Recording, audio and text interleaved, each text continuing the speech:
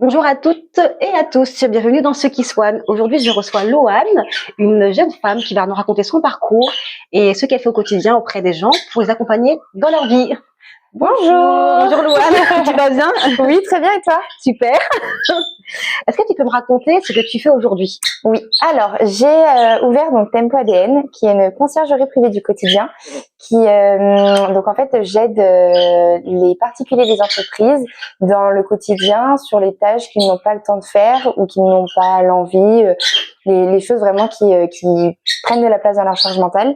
Donc voilà, pour les soulager et leur laisser du temps libre. D'accord. Et alors du coup, qu'est-ce qui t'a amené à t'intéresser justement à la charge mentale au final? En fait, j'ai beaucoup entendu autour de moi, depuis que je suis toute petite, les gens dire qu'ils n'avaient pas le temps de prendre soin d'eux, ils n'avaient pas le temps d'aller faire des promenades, de profiter de leurs amis, de leur famille. Et c'est vrai que c'est quelque chose qu'on entend de plus en plus. J'en parle souvent avec des gens de ma famille qui disaient qu'il y a quelques années, on n'entendait pas parler de la charge mentale, alors que maintenant, c'est quelque chose, enfin, tous les jours, on entend parler de charge mentale. Et du coup, moi qui étais il y a une petite année très encombrée au niveau de ma charge mentale, j'ai essayé de trouver des solutions et en fait ma solution c'était moi-même d'aider les gens à justement faire tout ce que eux n'avaient pas le temps de faire avec ce que moi j'adore faire, donc l'organisation, la paperasse, tout ça, tout ce que j'adore faire et du coup voilà. C'est ce qui m'a poussé à créer Tempo ADN. Bah, c'est super. C'est très bien. Et alors, donc, du coup, quand tu parles de charge mentale, et donc, comment tu accompagnes donc une personne, en fait, comment une personne va venir vers toi pour être accompagnée dans ton... Alors, les personnes peuvent venir vers moi par plusieurs solutions. Donc déjà, j'avais mis un article dans le journal, dans l'Ouest France. D'accord. Donc, pas mal de gens m'ont connue comme ça, surtout par rapport à l'administratif. Parce que à l'heure actuelle, il y a pas mal de choses dans le Morbihan qui sont faites pour aider les gens sur l'administratif, le CCAS, les services ADMR, tout ça. Mais ils sont déjà très surchargés et si on prend le service ADMR, ça va être surtout de l'aide à la personne, etc. Ils vont pas trop se mettre sur ça. Et après, il va y avoir tous ceux que je vais rencontrer sur les réseaux sociaux ou qui vont pour l'instant, au niveau de mon site, le site internet n'est pas encore publié, donc ils peuvent pas me trouver encore comme ça. Mais les personnes qui vont aussi entendre par le bouche à oreille, si demain il y a une personne qui a besoin donc soit de l'administratif, soit il est débordé sur une tâche, que ce soit professionnelle ou personnelle, qu'il est débordé au niveau de son logement, il peut tout à fait me contacter pour n'importe quelle tâche et je serai très heureuse de pouvoir leur rendre service en fait, je vais faire un peu toutes les tâches que les gens n'ont pas forcément le temps ou l'envie de faire. Et tu penses que c'est dû à quoi en fait le fait que aujourd'hui en 2026 par rapport à des années en arrière, on est beaucoup plus face à justement à cette ce mouvement au niveau de la charge mentale, etc. Moi, je pense que c'est avant déjà les problèmes de santé mentale n'étaient pas autant, on n'en parlait pas. Si les gens n'allaient pas bien, on n'en parlait pas. Les gens étaient très indépendants et en fait, nous, les nouvelles générations, etc., on s'est vite rendu compte que nous, on n'avait pas envie de vivre comme ça. Si on va pas bien, on a envie de le dire, on a envie de se faire aider. Et c'est pareil pour la charge mentale, en fait. C'est des fois, oui, on est débordé et il faut le dire. Oui, on dit souvent que la vie, elle passe très vite. J'ai beau avoir que tout fraîchement 24 ans, je m'en rends déjà compte. Et oui, la vie passe très vite et on a envie que notre vie, elle soit consacrée à des moments de joie, des moments en famille, des moments où on vit réellement des choses et pas juste à faire tout ce qu'on doit faire. Pas des contraintes finalement au quotidien. C'est ça. Et c'est vrai que comme t'as raison, en fait, la génération, donc la vôtre, vous êtes beaucoup plus conscient de ce que, parce que nous, on peut vivre, moi j'ai 40 ans, mais ce que ont vécu aussi nos parents ou nos grands-parents. C'est vrai que maintenant, on est beaucoup plus sujet, en fait, justement, à exprimer les choses. Oui. Parce qu'avant, on était vachement dans le côté un peu intime de soi, en fait. On était vraiment très, c'était, je suis malade, ou même quand on parlait de maladies psychiatriques ou autre chose, c'était assez, comment dire, intimiste, assez mal vu. Alors qu'aujourd'hui, maintenant, on est un peu plus, on a moins peur de le dire les choses. Exactement. Et du coup, on a moins peur d'aller vers des gens comme toi qui vont, en fait, nous aider au quotidien à faire des choses qu'on n'a pas le temps de faire ou parce qu'on a perdu un peu leitmotiv en fait de faire les choses. Et je trouve ça vraiment génial que tu mettes ça en place. Et vraiment pour ton âge, je trouve ça vraiment extraordinaire. Vraiment. Mais souvent, quand j'en parle avec des personnes qui voient nos parents ou nos grands-parents, etc., quand ils me disent non mais moi à ton âge, mais jamais j'aurais demandé de l'aide à quelqu'un. Enfin, on se débrouillait, on travaillait. Puis, enfin, là, on va dire, les gens qui font un 35 heures semaine, il y a 20 ans, ils faisaient un 40 heures semaine, et pourtant ils rentraient, il fallait qu'ils fassent le ménage, qu'ils s'occupent des enfants, qu'ils fassent les papiers, qu'ils fassent tout ce qu'il y avait à faire, et c'était juste leur vie normale de faire ça. Et le fait de créer des choses pour, là, comme j'ai créé Tempo ADN pour les soulager, bah, ils se disent, bah oui, avant on l'aurait jamais fait, mais c'est vrai que, bah, à l'heure actuelle, peut-être que oui, j'aurais demandé parce que, bah, j'ai loupé plein de choses, en fait. Il y en a qui ont loupé des moments avec leurs enfants, il y en a qui ont loupé des moments de vie tout simples, mais parce que la vie était trop chargée et que c'était la logique des choses d'avoir une vie comme ça, quoi. C'est dingue comment tu as une conscience mais tellement claire sur la charge mentale déjà par rapport à ton âge. Et je trouve ça vraiment intéressant et bluffant parce que tu vois il y a beaucoup de générations, même encore aujourd'hui, des jeunes qui ont pas, ils savent le verbaliser mais ils savent pas forcément mettre les choses en place. Toi, tu l'as mis en place et je trouve ça vraiment mais génial déjà. C'est vraiment ça me tout à l'heure on en parlait un petit peu en off et je trouve ça vraiment intéressant. Et du coup, je veux savoir, par exemple, tout à l'heure tu disais que donc les gens peuvent te contacter, donc ça dépend en fait. Sur des réseaux, c'est ça? Oui, voilà. Ouais, bah oui, ils peuvent me contacter soit sur les réseaux sociaux, soit il y a, s'ils tapent Tempo ADN sur internet, ils vont trouver mon adresse mail, mon numéro de téléphone. Vraiment, il y a plein de façons de venir à moi. Et comment toi tu ressens du coup après quand tu accompagnes une personne dans son quotidien pour donc les tâches diverses, comment tu te ressens après avoir effectué, après avoir aidé cette personne du coup? Alors ça va dépendre des personnes, parce que j'ai certaines personnes qui, outre le positif d'avoir soulagé leur charge mentale en ayant délégué une tâche, apprécie aussi le fait que moi j'adore l'humain, donc oui, moi je parle beaucoup, donc il y a beaucoup de personnes qui justement prennent le temps aussi de me parler un peu de leur vie, de tout ça. Je prends l'exemple de personnes pour qui je trie tous les papiers administratifs. On tombe quand même sur des choses de leur vie, de leur passé, donc forcément ça amène à des discussions qui peuvent parfois être assez lourdes. Et il faut aussi avoir la capacité de, quand on sort du rendez-vous, de décharger un petit peu parce que des fois c'est très lourd et je suis une vraie éponge, donc forcément j'attire un peu toutes les émotions que la personne elle a pu ressentir au moment de notre échange. Et donc des fois ça va être un moment d'un peu où il faut que je me décharge un peu pour soulager tout ce que je viens d'encaisser. Oui. Mais il y a des fois je suis tellement heureuse quand je vois quand des personnes me disent. La dernière fois, j'étais chez un petit papy qui est trop mignon, qui me dit, mais vous vous rendez même pas compte parce que il est malvoyant, il est malentendant, il habite dans une commune un peu isolée. Il me dit, sans vous, en fait, j'aurais plus de rentrée d'argent, mes médicaments, je serais obligée de les payer, plein de choses comme ça où il n'a pas les capacités de le faire. Il a fait une demande auprès du CCAS, sauf que les délais sont très très longs pour avoir quelqu'un. Et en fait, quand on a ce genre de retour, on se dit, ok, bon, ce qu'on fait, c'est vraiment utile. J'ai réussi à aider quelqu'un, et c'est tellement réconfortant en fait, parce que forcément, là, j'ai commencé depuis le mois de janvier.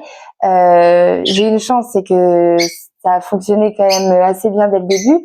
Mais il y a des jours où forcément c'est plus dur que d'autres parce que c'est quand même des responsabilités. Et en fait, quand on a des retours comme ça, c'est tellement rassurant et touchant que on oublie en fait toutes les difficultés de ce métier, quoi.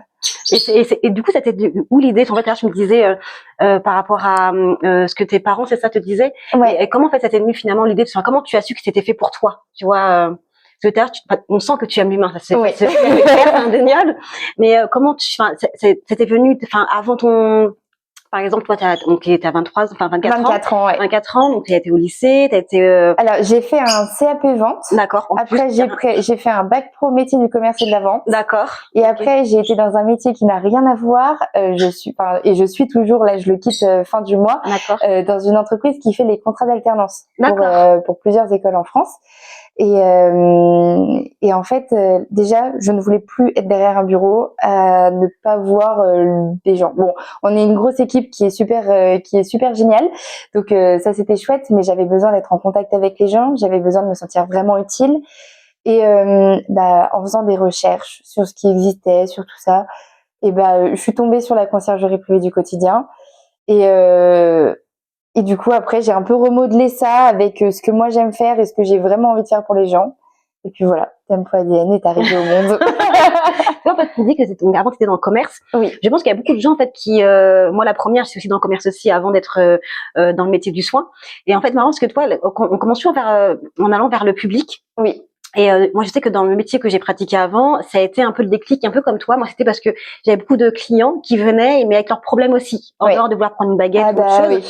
Et du coup, mais se confier facilement à moi. Et là, je me suis dit non, Émilie, il faut absolument que tu changes de voie. Et c'est monté, voilà. C'est ça. Et je pense que et c'est vrai que quand tu dis déjà, on sent que tu as vraiment le côté humain qui est très dominant chez toi. Et c'est vraiment, c'est vraiment merveilleux. D'ailleurs, je trouve ça vraiment super.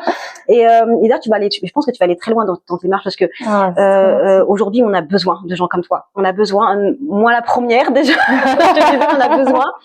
Et ce qui est intéressant, c'est qu'en plus, tu prends ça vraiment avec un plaisir, ça te rend heureuse, tu vois. Et quand on aime ce qu'on fait, et ça peut être que du plus quoi à côté. De toute façon, moi, quand j'ai quitté, quand j'ai pris la décision que j'allais au fur et à mesure partir de mon CDI qui m'apportait une stabilité financière, une stabilité au quotidien, je m'étais dit je veux faire un métier qui m'anime réellement. Je veux plus me lever en me disant voilà, je vais me lever juste pour aller gagner de l'argent. Non, là je me lève le matin et la question d'argent n'est même pas en tête. Je me lève le matin, je regarde les clients que je vais aller voir dans la journée, je me dis ok, là j'ai ça à faire, ok, trop chouette, je vais aller voir comment ça s'est passé depuis la dernière fois, parce que forcément quand je prends l'exemple de quand je réorganise l'intérieur de quelqu'un, je donne aussi des conseils et du coup à chaque fois la personne, des fois j'ai des petits messages ou quand je reviens la fois d'après, t'as vu j'ai fait ça et tout, mais ils sont tellement contents, ils sont fiers d'eux et ils sont fiers de me le dire et ça c'est trop chouette. Je fais vraiment un métier passion maintenant et ça c'est génial. C'est bien. J'adore. Du coup t'as une sorte de reconnaissance c'est trop bien. Puis les personnes qui demandent de l'aide sont pas des personnes qui souvent on me dit mais t'as pas peur qu'on te prenne pour une boniche, je mets des gros guillemets sur le mot boniche, mais je dis mais en fait non, parce que les personnes qui me contactent elles ont besoin d'aide et elles savent que je suis là pour les aider et pas juste pour les assister. Donc je n'ai pas peut-être qu'un jour ça m'arrivera d'avoir des personnes un peu plus désagréables qui me prennent juste pour une assistante, mais pour l'instant c'est pas le cas et c'est vraiment que des personnes qui ont besoin d'aide. Donc c'est trop bien. Et qu'est-ce que tu pourrais dire justement aux personnes qui n'osent pas justement à demander de l'aide? Moi, ce que je dirais aux personnes qui n'osent pas, c'est que la vie passe très vite et je leur ferai un comparatif en fait d'une journée où ils n'ont plus toutes leurs tâches à faire et d'une journée où ils peuvent juste profiter sans avoir dans leur tête tout ce qu'ils ont à faire. Il y a beaucoup de gens, ils disent ok c'est bon je me prends 2 heures de repos, mais en fait pendant les 2 heures de repos ils cogitent sur ah oui mais après mes 2 heures de repos il faut que je fasse ça et puis après il faut que je fasse ça et au final c'est pas du repos et ils ont aucun profit et beaucoup de gens passent 40 ans de leur vie à vivre comme ça et arriver à la retraite à dire voilà, j'ai rien vécu parce qu'en fait j'ai passé toute ma vie à faire tout ce que j'avais à faire, tout ce qu'on me disait de faire, mais en fait ce que moi j'avais envie de faire je l'ai pas fait et c'est là où je reviens sur notre génération où on est vraiment différent, c'est que c'est maintenant et pas dans 40 ans quoi, parce que on sait pas ce qui peut arriver demain. Malheureusement il y a tellement de gens qui tombent malades, il y a tellement d'accidents, il y a tellement de autant qu'on profite maintenant, qu'on ait des souvenirs merveilleux maintenant et pas le jour où on sera à la retraite et qui sait le jour où on sera à la retraite on sera peut-être en fauteuil et pas en capacité de faire tout ce qu'on peut faire maintenant quoi. Mais c'est très beau ce que tu as dit. C'est très beau. C'est vrai que vous êtes une génération qui est beaucoup plus consciente sur des choses. Ouais. Nous on était beaucoup plus dans la souciance Et c'est vrai qu'on se cachait derrière nos parents, on se disant, de toute façon, c'est leur vie, ils gèrent, et puis de toute façon, nous, on aura le temps de faire ce qu'on a à faire. C'est ça. Et c'est vrai qu'aujourd'hui, quand je vois mes enfants, même quand je vois, quand je t'entends aussi, et quand je vois aussi des personnes qui ont à peu près ton âge, c'est totalement différent. Vous êtes beaucoup plus structurés dans votre projet de vie. Et en fait, vous faites pas les choses comme nous on a pu faire. Certaines personnes, moi la première, j'ai pas fait les choses dans l'ordre, même si c'était un choix qui m'appartenait. Oui. Mais c'est vrai que quand on se rend compte que en fait, si j'ai pris plus conscience de la vie de mes parents, de comment j'ai été éduquée, peut-être que j'aurais fait les choses différemment et peut-être que les choses auraient été beaucoup plus légères pour moi dans ma vie, quoi. Même si je regrette rien, mais c'est vrai qu'arriver à un moment dans ta vie, du coup, tu te sens, oh là, ça bloque. Parce que, du coup, t'as pas forcément bien réfléchi à des choses. Et je trouve ça vraiment extraordinaire que t'arrives justement à t'en rendre compte, en fait, finalement, que. Mais je pense que ça vient, bon, d'une part des histoires personnelles de chacun, mais souvent, on banalise un peu les réseaux sociaux. Mais je pense que les réseaux sociaux nous ont quand même beaucoup aidé à prendre conscience de la rapidité de la vie et des différentes choses que voilà nos grands-parents ont pu vivre, et du coup je pense que oui, les réseaux sociaux ont beaucoup aidé sur ça.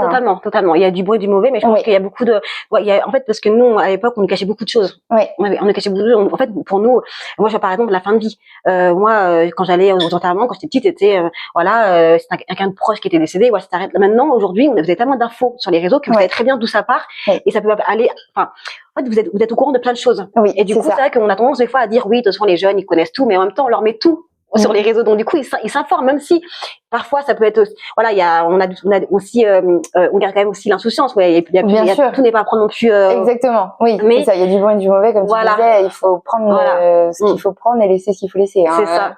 Mais c'est vrai que moi je vois par exemple ma fille, elle me parle des sujets que moi à l'époque à son âge j'étais incapable d'en parler. Elle sait débattre sur des choses que je n'étais pas capable, parce que aujourd'hui vous avez accès à tout, et après c'est la maturité qui fait que vous arrivez à trier aussi des choses. C'est aussi pas mal de choses qui font que vous arrivez à prendre la parole plus facilement que nous on la prenait. Nous on n'osait pas parce qu'on disait c'est pas notre place, on est encore jeune, et vous osez parce que justement vous avez les infos, donc vous avez aussi le droit d'exprimer des choses qui avant pouvaient passer pour conversation d'adultes. Finalement en fait non, ça partait de tous en fait. Mais comme la charge mentale, beaucoup disent non mais vous avez pas encore l'âge de parler de ça. Oui, mais en fait, nous, on a vu nos parents faire des burn-out, des dépressions. En fait, nous, on prend le problème directement à la source, en fait. On veut pas déjà être avec des soucis de santé, comme ça, alors que on voit nos parents être dans cet état-là, et en fait, on n'en veut pas. Et si on a la capacité et les connaissances de pouvoir arrêter cette chose-là, dès l'adolescence, dès la fin de l'adolescence, au début de l'adulte, autant qu'on le fasse. C'est génial qu'on puisse avoir ces capacités-là, entre guillemets, et que oui, ça puisse après aller mieux, quoi. Moi, je trouve ça aussi génial d'avoir aussi des femmes comme toi qui arrivent en fait à prendre soin des autres, malgré le fait que vous n'avez pas forcément de vécu vraiment important. Et après, le mot vécu, c'est un truc qui moi, des fois, ça me faisait rire quand j'étais jeune aussi. J'ai pas de vécu, c'est bon. À un moment donné, j'en aurai un jour ou l'autre. Et puis des fois, c'est pas forcément la vie, machin. C'est aussi ce que tu vis dans une année qui peut aussi être un vécu énorme. Et ça te dénifie pas en tant que personne, mais c'est vrai que moi je trouve ça vraiment très très novateur, et ton projet, ce que tu as mis en place depuis janvier, le lâche pas, parce que franchement pour moi en tout cas t'es un exemple de la jeunesse aujourd'hui pour la façon de prendre soin des autres, et je trouve ça vraiment bluffant. Tu vois, c'est un beau parcours que tu es en train de construire. C'est très gentil, ça me touche beaucoup. Mais je te dis franchement, sincèrement, et je vais te poser une question, parce que tu vois, j'ai posé souvent la question aux autres personnes que j'ai interviewées. Donc la question c'était qu'est-ce que tu dirais à toi petite, mais je la posais différemment. Je vais en fait te demander qu'est-ce que tu pourrais dire à la future Louane.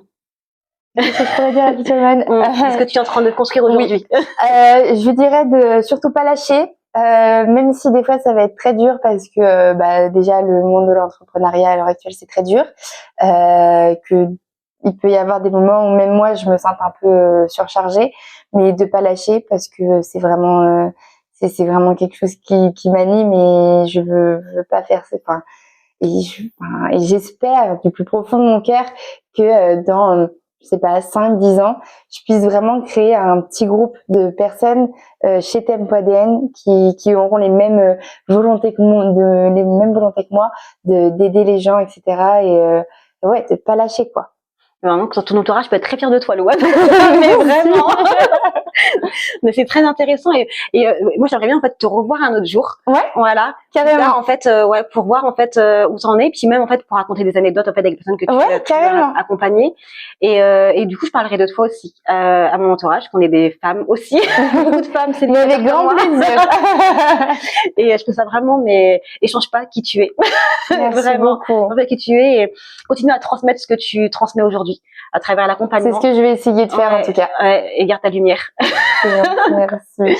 Et voilà, on a reçu Louane, c'était très intéressant. Et moi, je vous conseille tous en fait de la contacter si vous avez vraiment besoin, si vous êtes surchargé, si vous n'êtes pas organisé, si vous avez vraiment pas beaucoup de temps, ou alors si vous avez juste en fait avoir besoin d'une aide, d'une écoute et même d'une présence, ça fait vraiment du bien. Et Louane sera là pour vous accompagner. Avec grand plaisir. Et je vous dis à très bientôt. Prenez soin de vous. Salut.